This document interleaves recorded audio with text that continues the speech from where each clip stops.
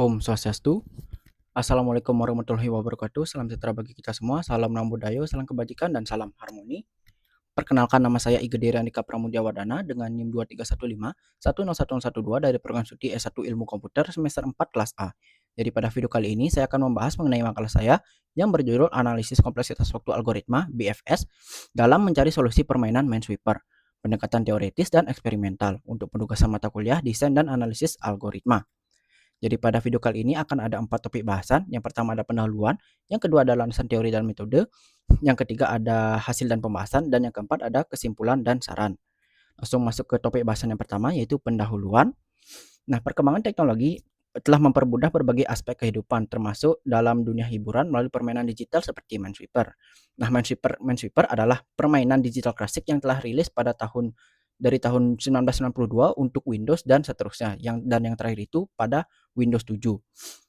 Meskipun tampak sederhana, Minesweeper memiliki tantangan komputasi yang kompleks, terutama dalam penyelesaian masalah konsistensi papan yang terbukti NP-complete. Nah, salah satu mekanisme utamanya pada permainan ini adalah float fill, yaitu proses pembukaan area aman secara otomatis saat sel ini bernilai 0 ditemukan, yang dapat dimodelkan sebagai penelusuran graf. Algoritma breadth versus atau BFS ini dinilai sangat ideal untuk mekanisme ini karena sifatnya yang menjelajah lapis demi lapis untuk membantu menemukan peta yang bernomor atau peta yang aman, serta menandai peta yang berisikan ranjau pada permainan Minesweeper.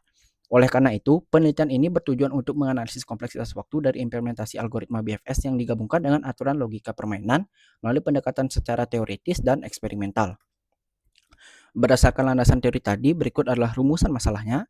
Yang pertama, itu bagaimana merancang sebuah model algoritma penyelesaian Minesweeper untuk mengintegrasikan algoritma BFS untuk mekanisme float fill dengan sistem berbasis aturan atau rule-based system untuk deduksi logis pada peta atau sel-sel bernomor. Yang kedua, bagaimana kinerja dari algoritma gabungan tersebut jika ditinjau secara teoritis dan dibandingkan hasil pengukuran waktu eksekusi secara eksperimental pada berbagai variasi ukuran papan dan distribusi ranjau. Yang ketiga, seberapa efektif algoritma penyelesaian yang diusulkan dalam memaksimalkan jumlah sel yang diungkap secara logis dan menyelesaikan papan permainan tanpa melakukan tebakan. Yang keempat, jika muncul elemen tebakan, bagaimana algoritma ini dapat mengatasinya. Dan kemudian ada tujuannya. Yang pertama, membuat dan merancang sebuah program simulasi dan algoritma yang berdasarkan algoritma pencarian graf BFS dan aturan permainan Minesweeper, lalu mengimplementasikannya dalam bahasa pemrograman Python. Yang kedua, menganalisis kinerja dan kompleksitas waktu Big O-nya, algoritma yang dibuat secara teoritis dalam konteks permainan Minesweeper. Yang ketiga, mengukur kinerja waktu eksekusi algoritma yang dibuat secara eksperimental pada berbagai ukuran papan permainan dan distribusi bom, kemudian membandingkan hasil analisis teoritis, kompleksitas waktu, dan eksperimentalnya. Yang kemudian yang keempat itu mencari tahu apa yang bisa dilakukan oleh algoritma ini jika bertemu dengan elemen tebakan sehingga membuat permainan ini menjadi non-deterministic atau NP-complete. Kemudian di sini ada dua pendekatan masalah yang akan dilakukan. Yang pertama, studi literatur, yaitu mengumpulkan dan menganalisis informasi teoritis mengenai algoritma BFS serta penerapannya dalam permainan Minesweeper dan permainan berbasis grid lainnya. Kemudian yang kedua yaitu metode eksperimental seperti yang dijelaskan tadi, merancang dan membuat program simulasi Minesweeper serta mengimplementasikan algoritmanya dengan logika permainan Minesweeper pada bahasa pemrograman Python, lalu melakukan pengujian pada berbagai skenario ukuran papan dan distribusi bom, lalu membandingkan data hasil eksperimen tersebut untuk dianalisis kompleksitas waktunya itu dengan hasil kajian teoritis dan pengukuran eksperimental. Kemudian ke pembahasan landasan teori dan metode Minesweeper. Nah, ini adalah permainan Minesweeper-nya. Cara kerjanya itu permainan Minesweeper ini termasuk teka-teki yang dalam masalah NP-complete seperti yang dijelaskan pada beberapa penelitian terlebih dahulu. Permainan teka-teki ini dimainkan pada papan persegi seperti ini, terbagi menjadi beberapa sel-sel kecil di mana tujuannya itu adalah mengungkap semua sel kecuali yang berisi ranjau. Kemudian lanjut ke NP-complete. Algoritma yang efisien umumnya memiliki kompleksitas waktu polinomial, di mana waktu eksekusinya itu dibatasi oleh fungsi polinomial dari ukuran input seperti O log n, On, atau On kuadrat. Nah, masalah NP-complete atau non-deterministic polinomial adalah masalah keputusan yang dapat diselesaikan oleh algoritma deterministik dalam waktu polinomial. Algoritma non-deterministik sendiri adalah algoritma yang dapat menebak keputusan yang benar ketika dihadapkan pada beberapa pilihan seperti permainan Minesweeper ini. Kemudian adalah di sini ada algoritma breadth first search, adalah algoritma pencarian yang dimulai dari simpul akar dan menjelajahi seluruh simpul tetangga secara melebar atau secara lapis demi lapis. Dimulai dari langkah-langkah algoritma ini dimulai dari simpul sumber, misalnya ini adalah simpul V, kunjungi simpul V pertama, kemudian mengunjungi semua tetangga yang ada di simpul V terlebih dahulu, kemudian bergerak mengunjungi simpul lain dari tetangga V ini, dan seterusnya. Yang ketiga, jika graf tersebut berbentuk pohon berakar, simpul pada D dikunjungi node pada level D+1. Kemudian kompleksitas waktu, ruang, dan notasi Big O. Efektivitas ruang dapat diukur dari waktu, dalam tanda kurung durasi eksekusi, dan ruang, kebutuhan memori yang diperlukan. Analisis ini menggunakan konsep kompleksitas algoritma yang terdiri dari yang pertama kompleksitas waktu dan yang kedua kompleksitas ruang. Nah, analisis kompleksitas waktu menggunakan notasi asimptotik, terutama notasi Big O, untuk mengklasifikasikan algoritma berdasarkan laju pertumbuhannya. Yaitu semakin besar nilai Big O, maka semakin tidak efisien algoritma tersebut. Dan untuk algoritma BFS itu, kompleksitas waktunya secara umum itu seperti ini, O dalam kurung V plus E, di mana V itu merupakan jumlah simpul dan E-nya itu jumlah sisi, dan kompleksitas ruang dari BFS adalah OV. Kemudian aturan dan inferensi logika dari permainan Minesweeper. Nah, terdapat banyak pola dan sel bernomor yang dapat muncul selama permainan, dan di sini ada dua metode dasar yang dapat dilakukan untuk menyelesaikan permainan Minesweeper ini tanpa harus menebak. Yang pertama ada analisa single square, dan yang kedua adalah analisis multiple square. Yang pertama, analisis single square ini adalah misalnya ini angka peta nomor 1 ini sudah terbuka dan sekitarnya sudah terbuka kecuali satu yang bertanda bendera ini artinya berisikan ranjau. Yang kedua mirip seperti ini, tapi misalnya itu ini sudah terbuka dan ini belum terbuka.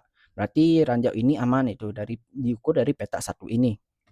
Kemudian lanjut analisa multiple square, mirip seperti analisa single square tadi, tapi ini lebih mempertimbangkan peta-peta yang berisikan nomor dari tetangga. Misalnya dari ini peta 1 ini menunjuk ini ranjau, dan peta 1 ini menunjuk yang ini ranjau, maka peta yang ini tidak ada ranjaunya.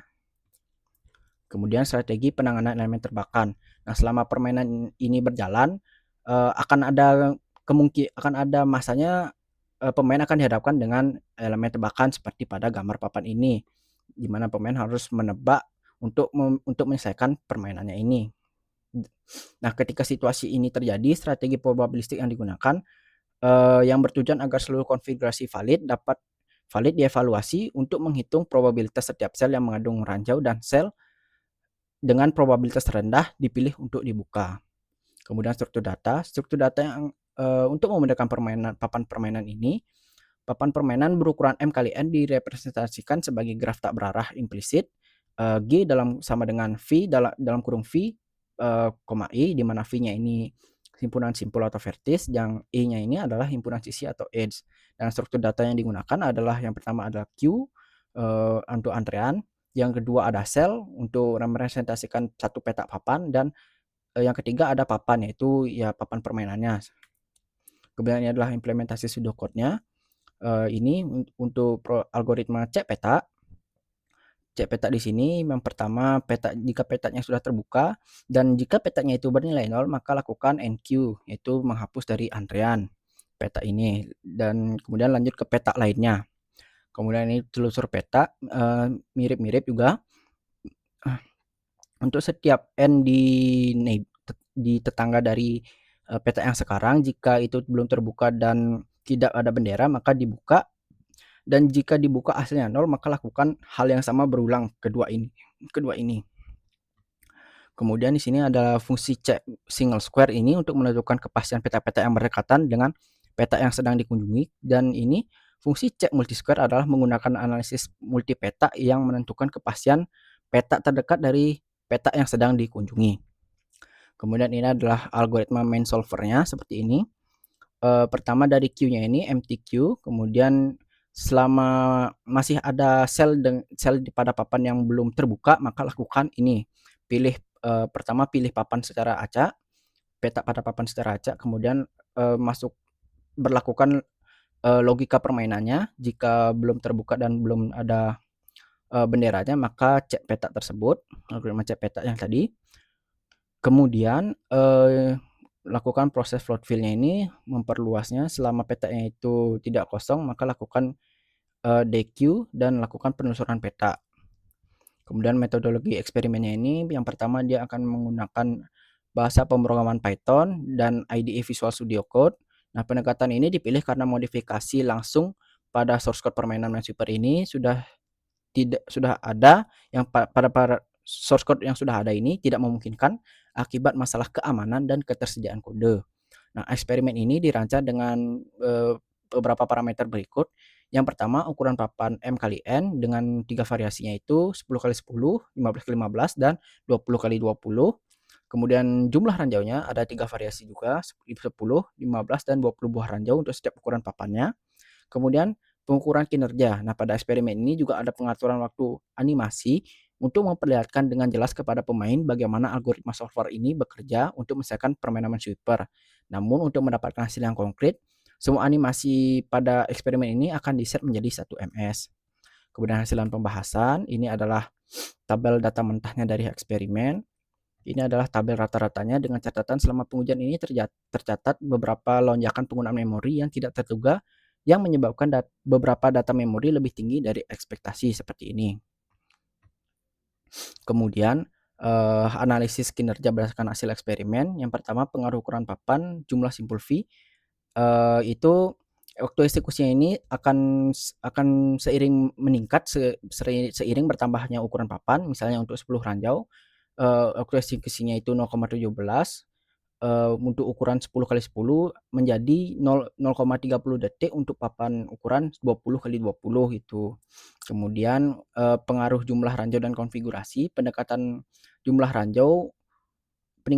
ranjau umumnya menambah waktu eksekusi karena mengurangi area float fill dari BFS. Namun pada papan 20 kali 20, kasus 20 ranjau ini selesai lebih cepat daripada 10 ranjau, menunjukkan bahwa kinerja algoritma ini juga dipengaruhi oleh konfigurasi penempatan ranjau yang spesifik gitu. Kemudian yang ketiga adalah keterbatasan menangani elemen tebakan. Pada papan 10 kali 10 dengan konfigurasi ranjau 20 seperti ini, algoritma gagal untuk menyelesaikan permainan karena adanya elemen tebakan, dan algoritma yang saya rancang ini langsung terhenti menyebabkan, data eksperimen ini menjadi invalid atau tidak terpakai gitu. Kemudian kesimpulan dan saran, yang pertama kesimpulannya berhasil mengimplementasikan sebuah algoritma, breadth versus yang digabung dengan aturan permainannya ini. Kemudian, kinerja algoritma ini secara eksperimental ini terbukti sejalan dengan kajian teorinya, seperti itu. Kemudian yang kedua, batasan utama dari algoritma yang diusulkan ini adalah tidak mampu menangani skenario non-deterministik yang memerlukan tebakan. Solvernya ini malah berhenti bekerja dan tidak mengungkap dan menyelesaikan permainan, seperti itu. Kemudian untuk sarannya, yang pertama, mengimplementasikan logika probabilistik, yaitu membuat algoritma yang lebih advance lagi untuk mengungkap, sel yang harus ditebak. Yang kedua, memperluas parameter pengujian menggunakan berbagai ukuran variasi papan dan sebaran ranjau, jumlah sebaran ranjau. Nah, sekian video presentasi dari saya. Saya mohon maaf apabila ada salah kata dan lain sebagainya. Sekian dan terima kasih. Om Santi Santi Santi Om. Assalamualaikum warahmatullahi wabarakatuh. Salam sejahtera bagi kita semua. Salam menang budaya, salam kebajikan, dan salam harmoni.